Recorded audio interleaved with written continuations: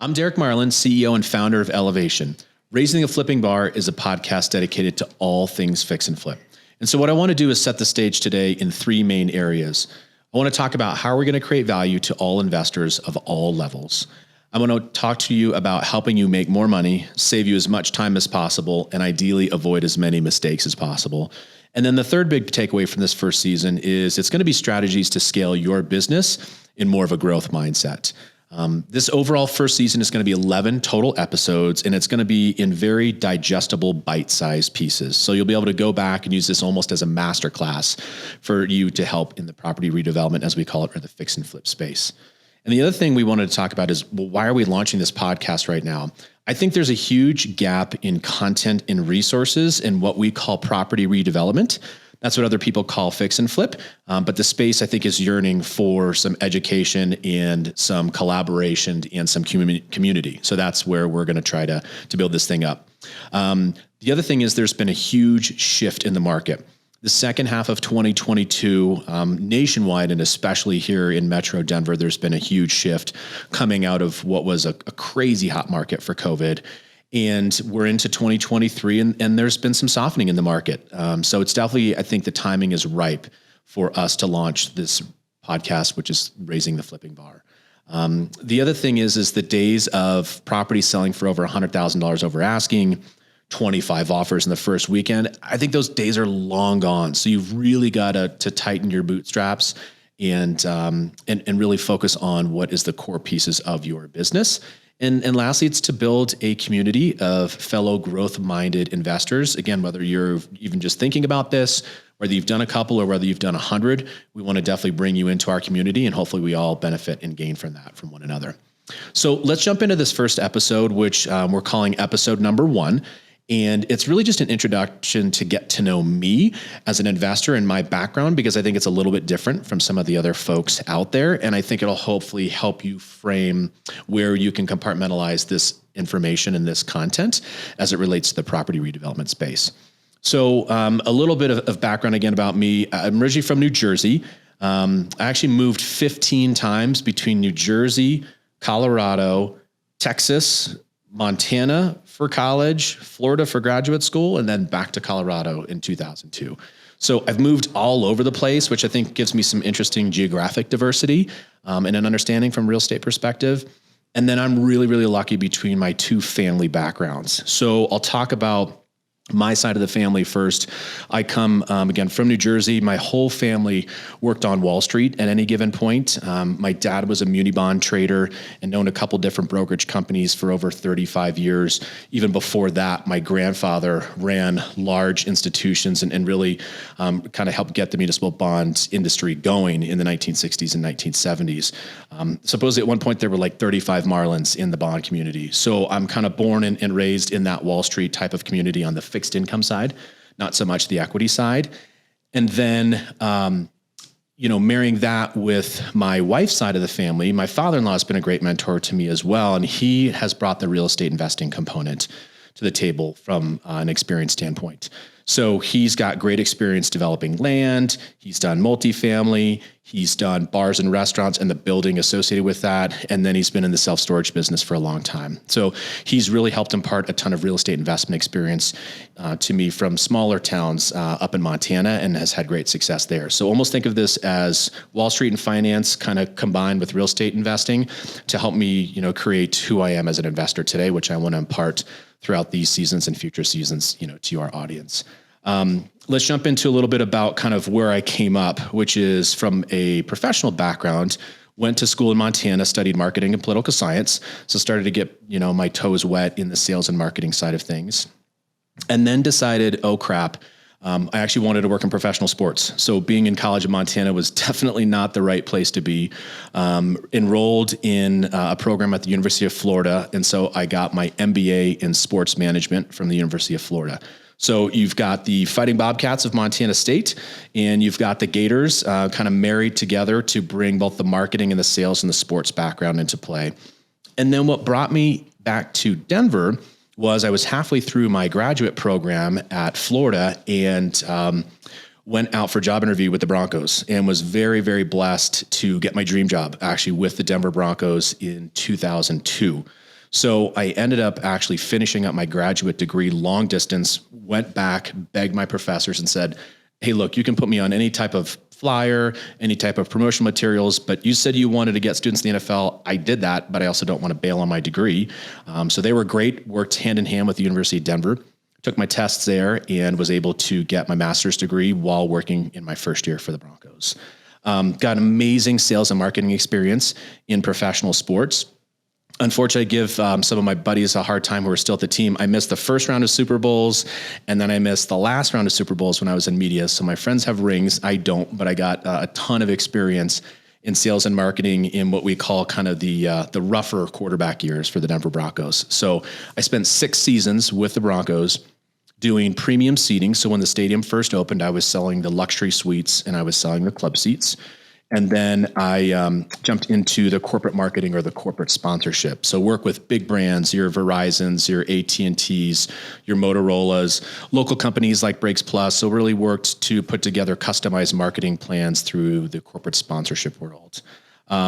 Love that, was fantastic. But the only bummer at that point is that my wife owned a wedding planning business and we were kind of ships crossing in the night, working an insane amount. And so I jumped into media, knew our friends and partners at CBS Television, which broadcast the Broncos games, and got into sports media in 2007. And so for 6 seasons, again, we in the sports world, we kind of call them seasons rather than years, sold television advertising and digital marketing for primarily also larger brands and some smaller local companies for anything that you would see in the sports world. So commercials during Broncos games, NFL games, March Madness, college football, PGA golf, Survivor primetime programming, and work with a lot of non-traditional companies too. So foundations, worked with, different ways to drive business through media. So I kind of got, again, the finance, the real estate, and also the sales and marketing background together. And fast forward really essentially through 2008 was when I started to get into, or interest, I should say, in real estate investing. For those of you that were in the market, obviously 2008 was the start truly of the crash, unfortunately. And so again, I was still based in Metro Denver at that point. And one of my coworkers, I joke, she was working far less than us. She seemed a lot less stressed out than us, drive a far nicer car. And so I pulled her aside one day and I said, what are you doing? It's not just TV sales. And she was investing in turnkey rental properties. So if you think back to 2008, 9, and 10, it is paramount to kind of set the stage from where we are today in 2023 for this first season. And at that point, there were tons of foreclosures. Sadly, people had very little equity in their homes. And so when they were behind on payments, they were just giving those homes away, or giving them back to the bank, I should say. And so there was tons of inventory. So one of the investors that I met with and that, my coworker introduced me to was a person doing turnkey rentals. And so what that is they are buying tons of properties. They were actually buying at the courthouse steps and at auction, which is kind of a foreign concept for today because there's no inventory out there. And they were taking beat up, disastrous homes. They were fixing them up, and then they were selling them to me as a turnkey rental property. So from 2009 through 2012, I acquired 11 different rental properties in and around Metro Denver. So I did fourplexes, I did duplexes, I did single family properties and started to accumulate that portfolio. It was great experience. Obviously I was a little nervous because it was 2009 and 10 when the market was still really correcting, but you walked in day one and you were able to cash flow those properties, which was fantastic. To me, appreciation was great. The tax benefits were great. The debt reduction was great, but it was all about cash flow. And I knew in Metro Denver, in some of these areas, these properties weren't going to be any less. I mean, to kind of put this in context, again, we're talking 2023 right now, first half of 2023.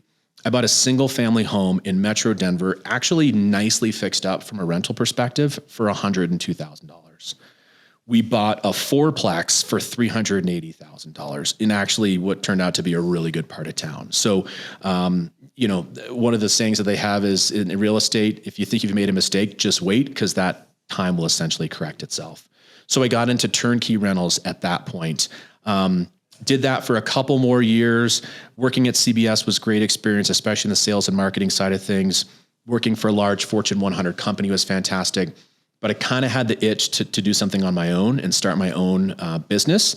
And so it was perfect timing. My dad had sold one of his companies and wanted to stay in the fixed income business. And so we partnered up and started a small boutique municipal bond trading company. And that was in 2014. So it was great because then I really kicked in. Like I said, I had grown up in the world of finance, but this got me heavily, heavily involved. So I went back, kind of took off my sales and marketing hat to some degree, went and got my securities licenses. So I got a Series 7, a Series 65, and then I was studying for the Registered Investment Advisor exam. So got really, really in-depth training. And this is something that I think that you'll really hear resonate and come through with our content is, even though it's real estate investing, it to me comes from a market and a finance background because you've got to know your numbers. Our business can get really, really sexy and it can be very, very fun and it can be very profitable. But if you don't know your numbers and you aren't keyed into that, you're teeing yourself up to have some major mistakes or maybe just leave a ton of profit on the table. So again, kind of going back to 2014, in 2014 and 15, my dad and I worked together in the bond trading business.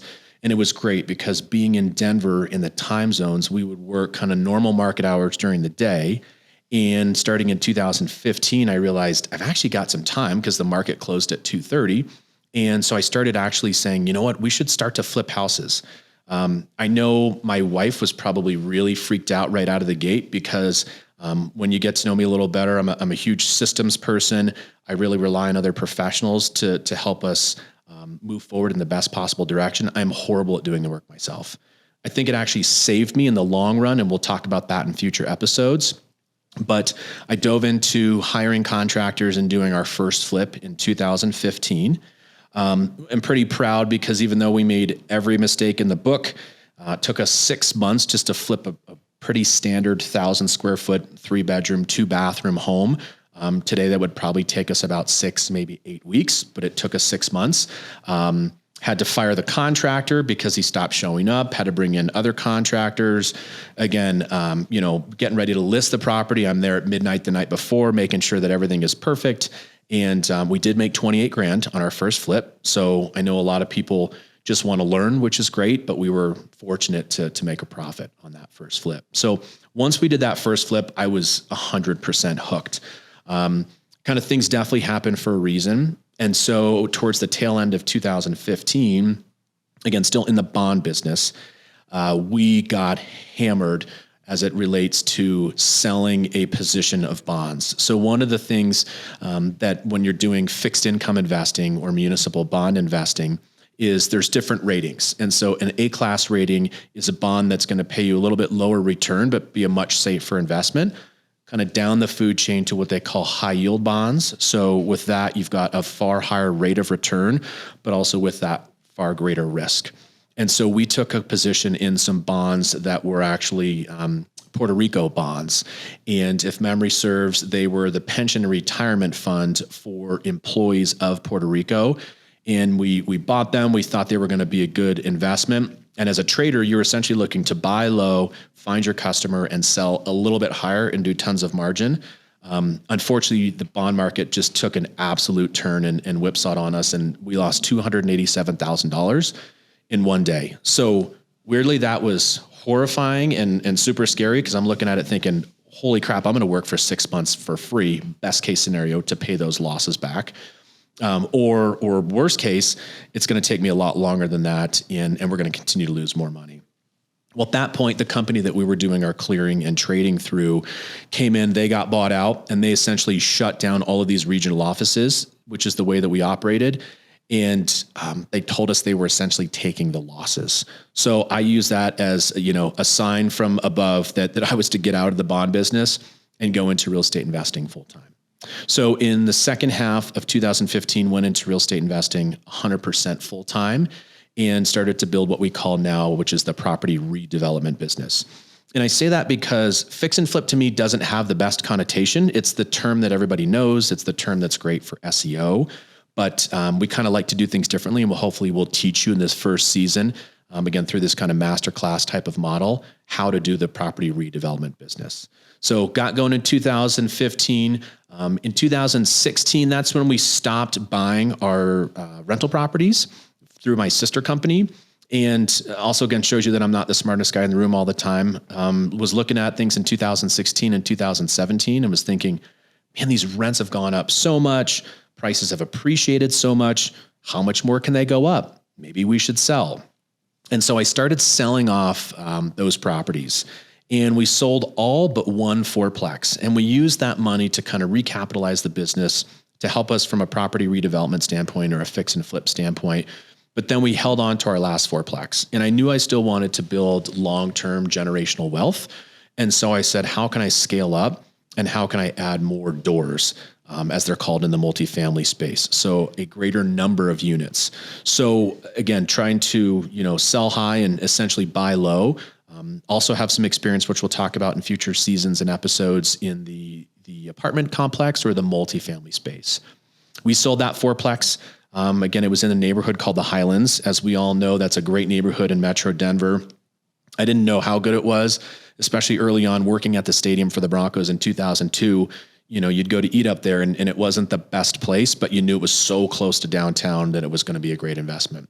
So we sold that fourplex, those 4 doors, and turned it into 50 units in Cincinnati, Ohio. So I did a ton of research on the Midwest, kind of narrowed it down to Kansas City and Cincinnati. The big kind of marker for me was what's going to have the best appreciation and the best rent growth.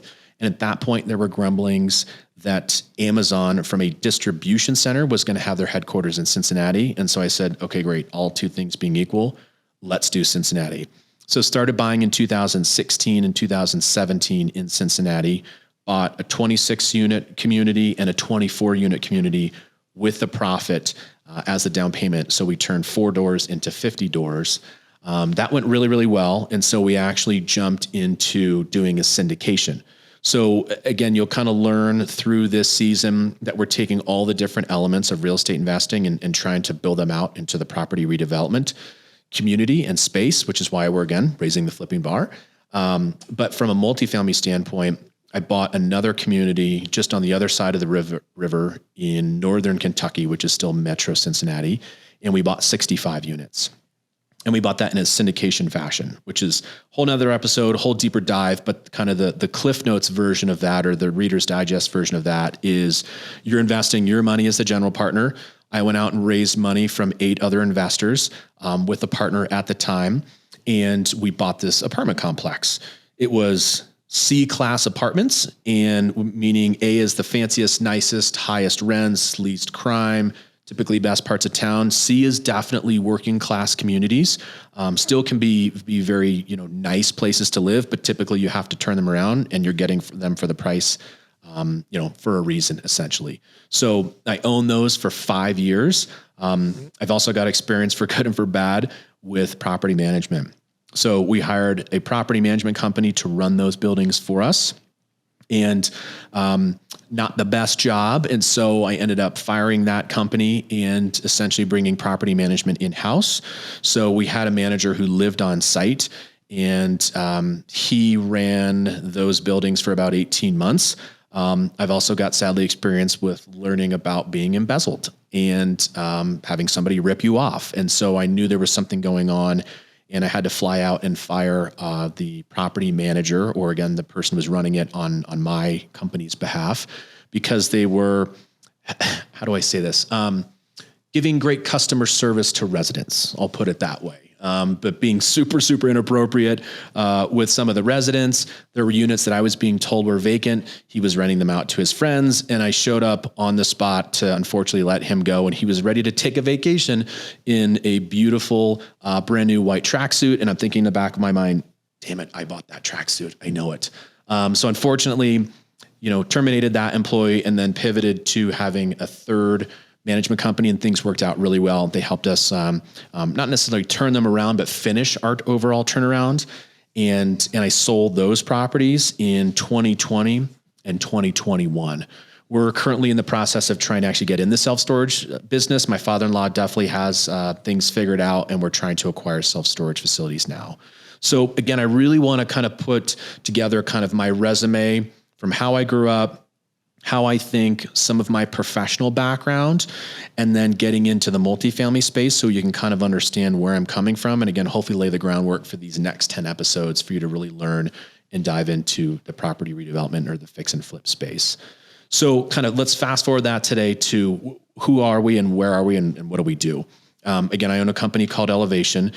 We've got a handful of employees that's focused primarily as investment brokers or real estate agents that are focused primarily on investment real estate. So finding flips for us, selling flips for us, finding them for clients, selling them for clients, and then working with clients when they want to buy rental properties. We've also got kind of a unique model, which is called the partnership flip. And so the short version of that, we've got another episode dedicated to this concept with some of our successful clients and students. But that's where someone is bringing a property to us. The client continues to own the property. I then invest my time, our contractors' time, our resources, and our money to fix the property up. And then we achieve maximum value on the back end and we split the extra profits 50-50. So if a person's a real estate agent, they can bring us a property and they've got experience. Good news for them. They get to sell a super fixed up house on the back end, which is typically more expensive. So that's the partnership flip model. We also have a lot of experience in the institutional world. So it was kind of a perfect storm starting back in 2021 where hedge funds and institutions were buying a lot of single family rentals all over the country. And Denver Metro was one of those markets. And so it was fantastic because I could kind of, again, put my Wall Street hat back on and my finance background back on. And we brought on a large hedge fund or institutional client, and we helped them acquire just under 300 single family rental properties all around Metro Denver in the course of about 18 months. They definitely have scaled back recently because of these crazy interest rates, but we've got a ton of experience there. So again, just another layer of experience to bring to the table as far as how to help people become better real estate investors.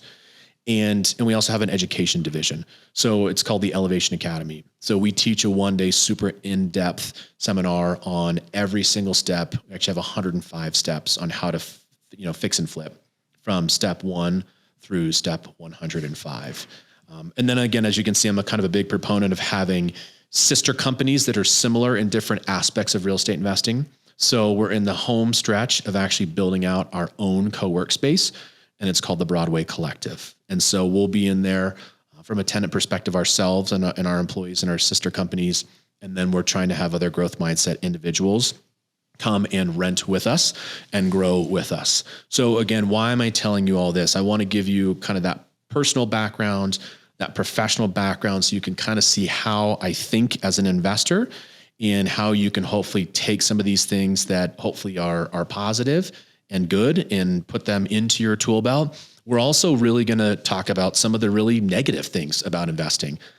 We've got luckily a great track record, but we've lost money on 2 deals over the last 6 years. And so we're going to talk about those too. Again, I think when you kind of fast forward through the way people look at it from an HGTV perspective, looks great, looks sexy on TV. I kind of know the behind the scenes, from my prior experience, but they never tell you about the losses usually, and they don't tell you how long stuff takes or all the crazy things that happen in between.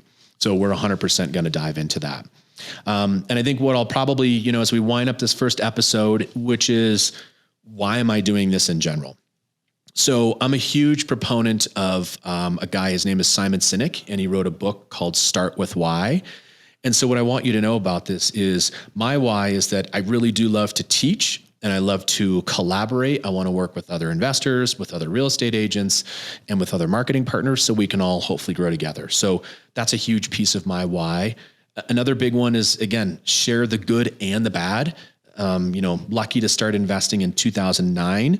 So I've seen the biggest crash. I didn't see the .com crash. I lived through the S&L crash for my family living in Denver in the 80s. So I kind of saw things on the fringe, but we'll talk about the good and we'll talk about the bad about, this real estate investment community here in Metro Denver. And then again, I really want to build a community of fellow growth mindset individuals. I think with where the market is in 2023, we can be freaked out. We can have a scarcity mentality, but that's going to give you that analysis paralysis and you're never going to do anything. Sometimes even taking action in the right direction, as long as it's not completely reckless, is going to get you better down the line and further off down the line than not doing anything at all. So if we can check those 3 boxes, to me, that's going to be a win for this first season. So kind of as we wind down and as we recap this first episode, it would be, again, about me of blending finance, blending real estate, blending sales and marketing, and kind of mixing all that up together to create what is known as property redevelopment. And we'll give you this crazy masterclass in these first 10 episodes. Set out this framework so that we can show you that, hey, having a crazy diverse background and also your goals changing is okay too. I mean, when I was in graduate school, obviously my number one goal was to work in the NFL. I grew up a Broncos fan in the 80s. We had season tickets. And so I had the dream of working for the team that I cheered for as a kid. But sometimes your dreams change. Sometimes kids come along and you obviously want to spend some time with your family. So it's showing you a super diverse background. It doesn't have to be that you're a contractor or a real estate agent or a mortgage broker to be successful in real estate investing. And the other big thing is I want you guys to engage with me and with my company and our community. So whether it's on YouTube, whether it's on Instagram, whether it's on Facebook or LinkedIn, you can reach us at elevationinvest.com. You can connect with us at Elevation Invest, or YouTube and Facebook. It's actually Elevation Investment Properties. So again, I know people say like, subscribe, follow. That's great. We want that, but we would rather have a community of people that are engaging and we're working with one another and talking to one another than just have, a bunch of likes and a bunch of subscribers. So that's kind of where we're going to come from on this first episode. Thank you so much for tuning in to Raising the Flipping Bar. I'm your host, Derek Marlin, and we'll catch you on the flip side.